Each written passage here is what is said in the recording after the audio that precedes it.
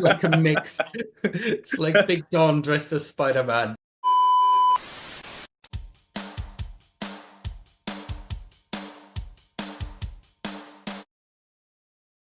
Hello, everyone. Welcome to No Drama, Just Movies. And we are back this week with another TV review. Hit that subscribe button to stay tuned with all the content that we release on this channel each and every week in the world of TV and movies. My name is Cameron, origin story, my ass, Kelly Smith. And I'm joined by my esteemed colleague here. Phil, dude at the desk, Colman. Oh, that's right.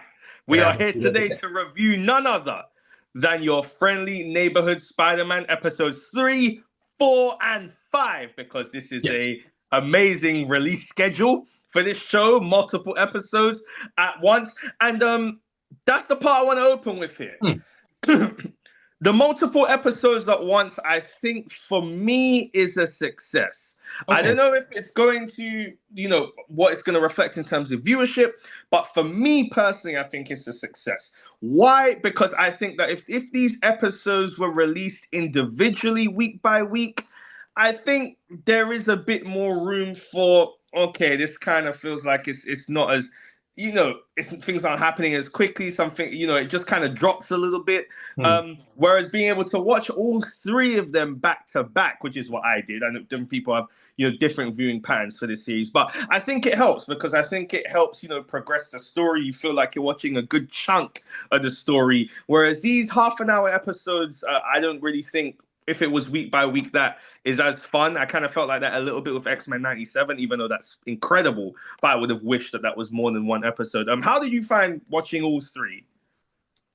I don't know. I didn't really have too many thoughts about it. I mean, like I watched one, then had a break, then watched the other one. So there was a pause in between. So, but yeah, there might be people like, because it's an hour and a half. Roughly, so there might be people watching this all in one go, and it does because it doesn't build really on itself. Like it isn't like continuous, if you know what I mean. Yeah. I guess you could take a break. So I could take it either way, to be honest. Take it either way. I mean, as you do, as you do. However, that does go on to my first big point. That was just a little opening point. But in terms of my first big point, in terms of how I felt about these three episodes, the standout for me is that I think it is very well written. And I really did enjoy it. I think that what I'm enjoying so much, and the reason why I made that joke at the beginning with my nickname of Origin Story My Ass, is because, when we reviewed the first two episodes last week, I said, one of my pet peeves is not wanting to see origin stories anymore. And even though we are seeing the Peter Parker origin story in this version of Spider-Man, boy, are we moving fast. We are moving fast. And I don't think that is in a bad way either. I think it's an example of a well-written show where even though things are moving very quickly, especially in the progression of multiple stories, intertwining stories, the thing that you mentioned last week, who is the villain? Well, I mean, we've got multiple now on the horizon, whether it be Unicorn or Rhino, whatever she may be, where Doc Ock, Scorpion, obviously Norman, of course, included in there as well. And so there's a lot. There's a lot. And I think that there's a lot of intertwining stories, which I really enjoy. But that was the big thing for me, the fact that I think that the writing is good and that we're going at a fast pace, but I think it is a good fast pace. And I mean, even though we are seeing a Peter Parker origin story, I mean, boy, it feels like we're going at a fast pace, which is good, What say you? I don't know about the writing for these episodes. Like it didn't catch me quite as much. Like for example, in the first, third episode in this one, and this slot, I guess. I didn't need Norman Osborn like explaining how he realized that, or like how like he figured out how he figured out that Peter was Spider-Man. I actually really enjoyed that. Really? Yeah, I don't know why. Well, he was like, it couldn't have been anyone at Oscorp, so it had to be someone younger. I kind of like that. I didn't need that.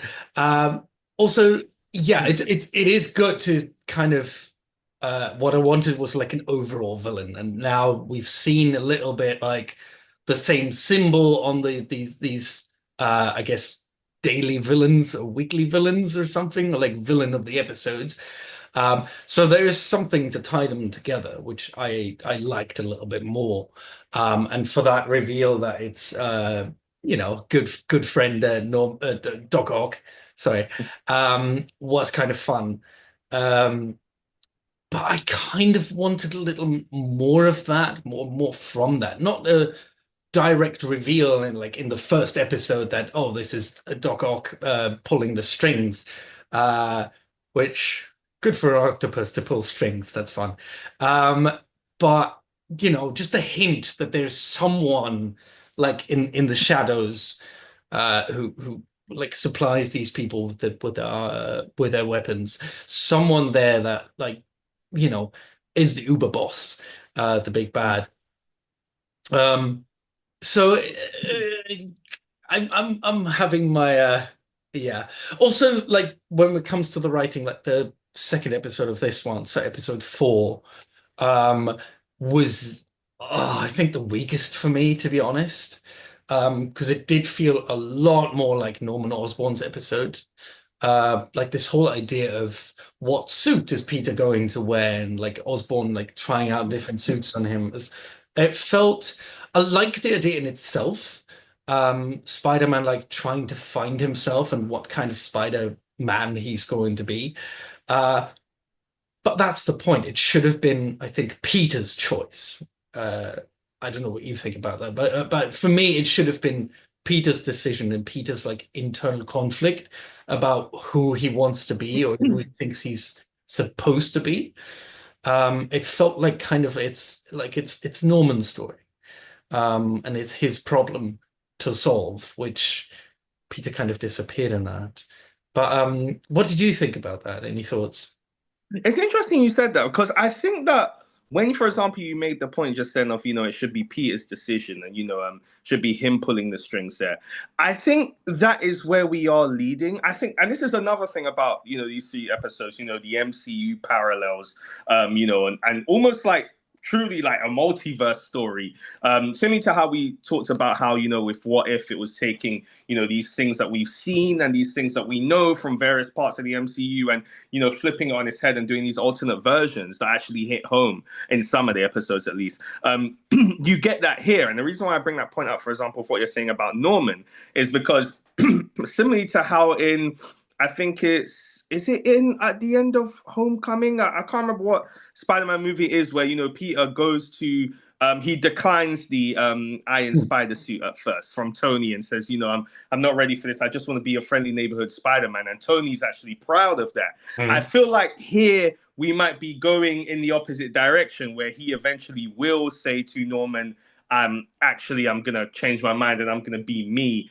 But that's not going to age well with Norman, or at least we're going to find out, about what Norman's really up to behind the scenes there at Oscorp. And I think that with that and the introduction of, which I thought was a fun scene, how, he come to find out that Harry then, found out who Peter was. I think that was a fun and quick way to do it. But I think that if they do build in this way where it is, because we do see obviously from the trailer from the show as well, that Peter does eventually get the red and blue suit. And so, maybe that is a sign that he is going to walk away from Norman. But the point I'm really making here is that if they do go that way, I mean, that slow build to that eventual betrayal from Norman or that eventual switch from Norman, I'm still really looking forward to that because once again, similar to how I mentioned about all these intertwining stories, how that then affects Harry and Peter's relationship, Mm. how that then affects potentially because of his relationship with Doc Ock, just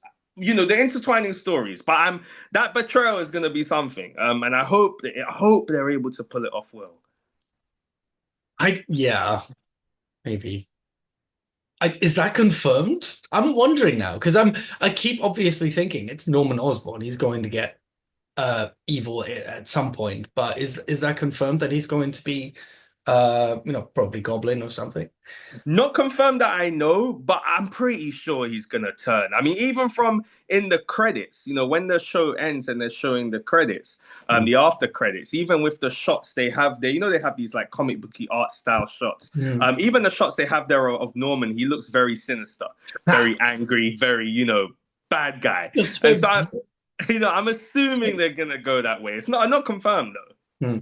Yeah, because I wouldn't be surprised if they did if he's literally like the Tony Stark of this universe, and like Peter's mentor figure and as actually the good guy. You know, it feels weird, Boring. it feels strange, but why not? Because Why not? It's let him be Norman a good bloody guy, man. Osborn. It's Norman Osborn. I We already mean, have different. I do want to see different villains. I do want to see different villains. I don't want to see the Goblin again. And like, I don't even Octopus is like, like give me different villains. Like I like Unicorn, I guess. I'm excited for if Chameleon shows up. Um, because he's one of my more favorite villains, I guess. But yeah, just show us different ones. And you can do that, I guess, in a show where every episode has like a new villain. Um, I don't know if I need a goblin. I don't know if I need Norman to turn evil. I'm quite happy for him to be the guy in the chair, the dude at the desk or whatever.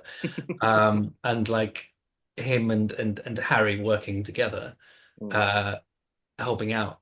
yeah, I mean, I think just the way that they're setting it up, I'm not saying that Norman has to go Goblin, and I actually didn't even think about that just yet. More so that I think that Norman is definitely going to reveal that he's a bit of a dodgy character, and I think that how that can interact with or how that can affect Harry and Peter's relationship, especially with the way they've set it up, where Harry's this, celebrity and he seems older, and just the way they flip things on, I think could be interesting. You mentioned in terms of newer villains, and I think this is the thing though about this show where one of the things that I thought of when I watched this is I said, we have had various animated Spider-Man shows, excuse me, Yeah. over the years and recently as well.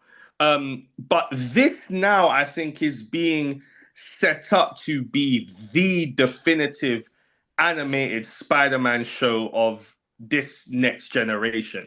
I don't know how long the show will go on for, but the reason why I bring that Oh, up is seasons because already, right? I think so. I think they at least did. I think they greenlit for three. I think right or something like that. But the point is that I think that you are gonna get the classic villains in there. You Yeah, might get I love some that. stories or tropes that you have seen before. But I'm intrigued to see how they do it. I like that because it does have that MCUism in it as well. Something like the Sokovia Accords was Yeah, very interesting. we got them. Then mentioning obviously the invasion of New York is quite interesting. So it is intriguing to see how they're going to move forward with it going, as we go along. Obviously, one of the big talking points we spoke of last week was Lonnie and his Hmm. story there. At the time last week, we had no idea that Lonnie and Tombstone, spoilers, were actually one and the same from the comics. We No should be idea ashamed until of now. ourselves. We should be. I mean, Man. but even though obviously we did find that out this week, which I can't lie, I was kind of excited thinking that this was actually a new character and a new like way to kind of go into something, but which is fine. It still is a bit of a new origin for Tombstone. What was your thoughts on the Laurie on the Lonnie story? Oh, Because I see.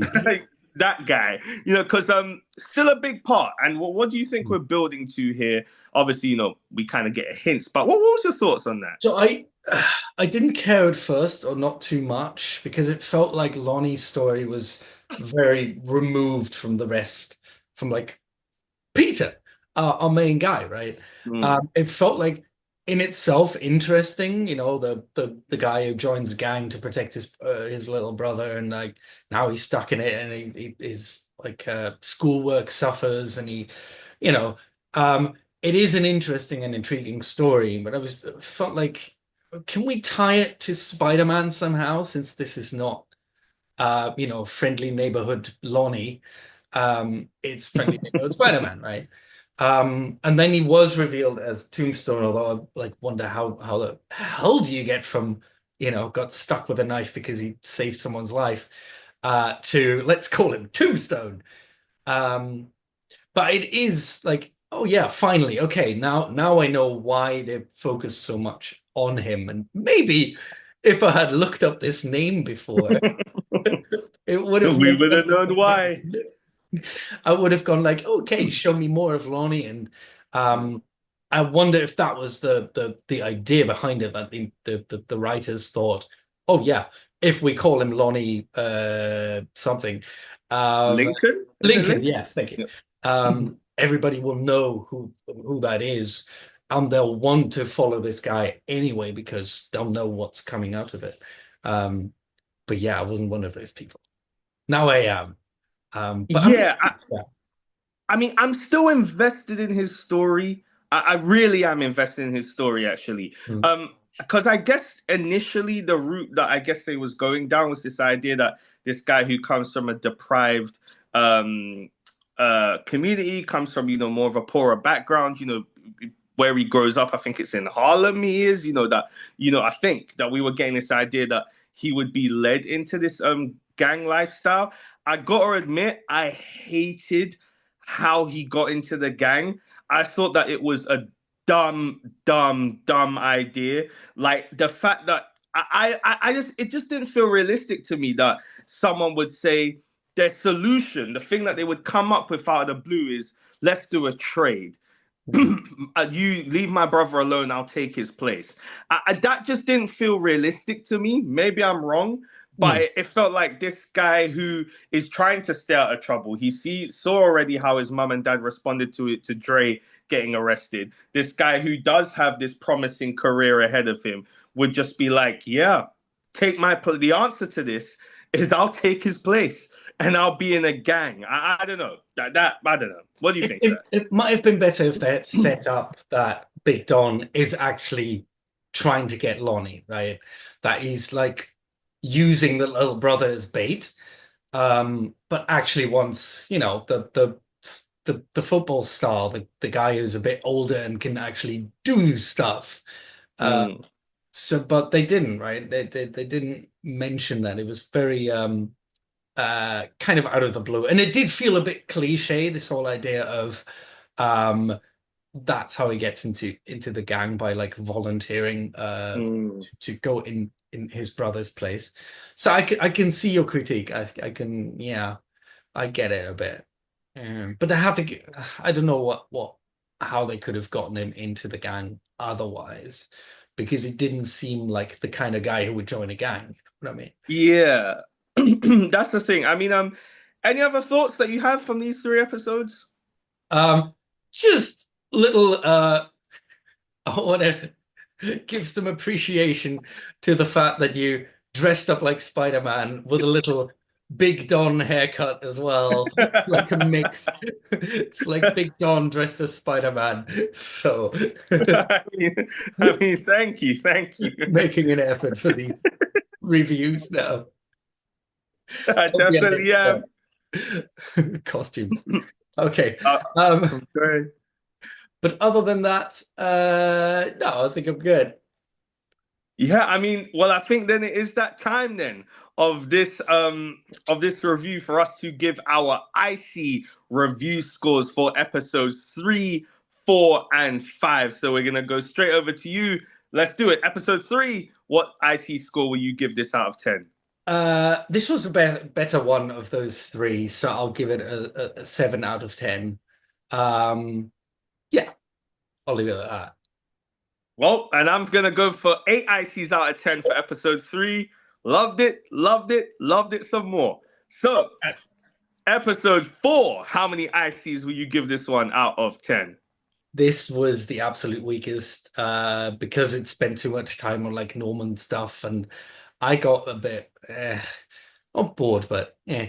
So I'll give that a very kind 6 out of 10 ICs. Damn. And I'm going for 8 ices out of 10 for episode 4. I was enjoying this. I really was. I just really was. And well, the last but not least, episode 5. How many ICs out of 10 will you give this episode? You're wrong. It was a little bit better. I give that a 6.5 out of 10. Still not great, but yeah, 6.5. Okay, and I'm gonna go with, you guessed it, 8 ICs out of 10 for episode 5. And I will give a Consistent. disclaimer that part of my review score for these 3 episodes is the fact that I watched it all in one go back to back. So it was kind of hard for me to distinguish. It was almost like I was watching one whole episode. But from next week, I'm gonna take a different approach. I'm gonna take your approach and see if my thoughts are indeed Shit. different. I mean, that's right. Everyone take my approach. Everyone take his approach. That's right. Don't take Norman's approach. Take Phil's approach. So that will do it for our review of your friendly neighborhood Spider-Man episodes 3, 4, and 5. Once again, we are No Drama, Just Movies. If you like this review, please subscribe to our YouTube channel. Like, comment, share. Drop down in the comment section below. Let us know your thoughts on these 3 episodes. What are your thoughts about all of this? About Lonnie? About Norman's input? Peter's relationship with Harry? Do you think it's going at a fast pace, at a slow pace? What was your individual review scores for these episodes? Let us know. Once again, my name is Cameron, origin story, my ass, Kelly Smith, and I'm joined by my esteemed colleague here. I'm Phil, a dude at the desk, Corwin. Oh, that's right. We need a dude at our desk or a lady at our desk. That would be a little bit better, or whatever floats your boat. It's 2025. Once again, we are No Drama, Just Movies. Thank you very much for checking out our review today, guys, and we will see you and this dude at the desk very, very soon. Take care, guys. Bye.